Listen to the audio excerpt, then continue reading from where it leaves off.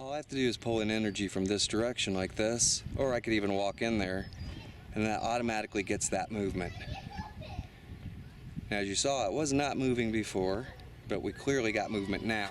But we typically use our hands the most when it comes to interactivity or interaction with our world.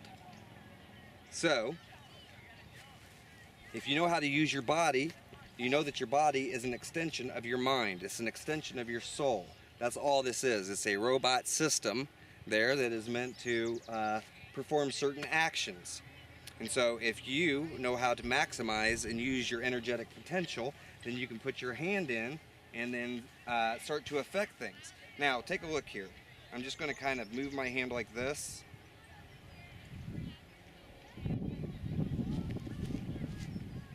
Look how much energy we bring in. Okay? And it stops immediately, and if I put it back up, it'll start immediately. Just like that. And I'm not trying too hard, and I'm not trying too little. All I'm doing is interacting.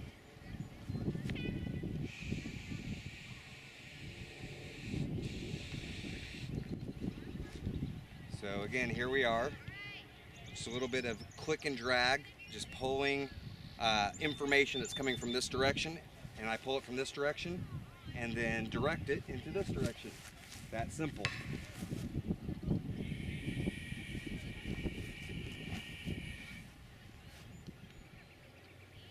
You can experiment by putting your hand underneath. Take a look. By doing this, I can bounce this around. So notice how this is going up and down. Now look.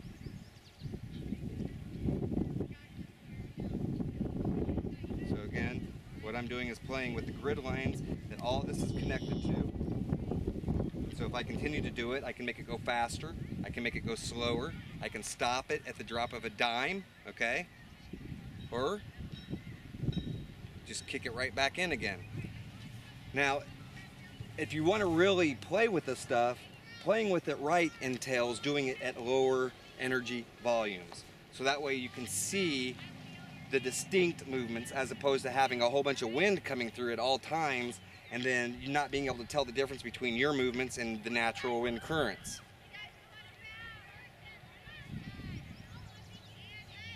So now I'm allowing the spirals of my fingertips to interface with the grid lines that are underneath all of this and they're going through it.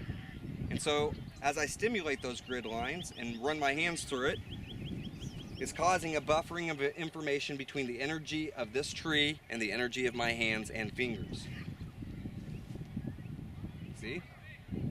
You can count on it. It's going to happen every single time.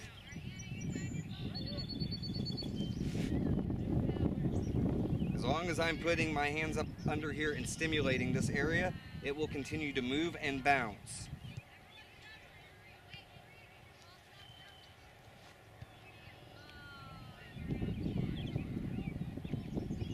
Now, let's do what we normally have to do in order to prove the situation here. You're going to look behind me,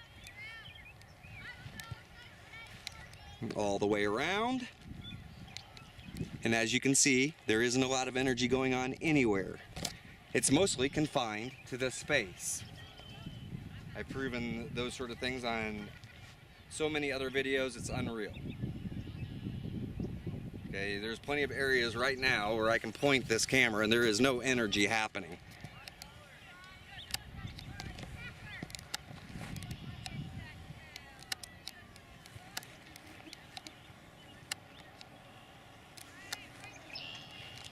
And even right back here where we were just at, no energy happening unless I come in. And then I reestablish the connection. Like so.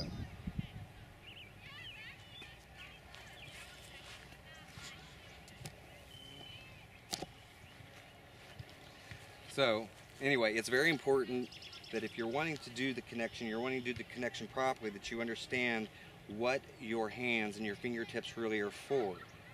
And again, when I'm taking this energy and I'm injecting it out, it's coming off in many different waves and it's going right up into here. It's being fed right into the system. So if you remember that your energy comes off, kind of comes out in a, well, your Merkaba field comes out in a toroidal fashion. Okay, so from the center of you comes out like this, the energy field shoots out and comes back in, and it's always oscillating and rotating. And so look. Sorry, I'm being harassed by a fly right now. And I turn my hand like that. Turn my hand again. See that? Turn my hand again. Pull it back again like that. Notice how it will drop back down, and then I turn my hand again like this, and then we got that spin of the direction. So every time I'm doing that, on, all the energy is going into it, spiraling into it, and it causes it to move. Off, I turn it off, and nothing occurs anymore.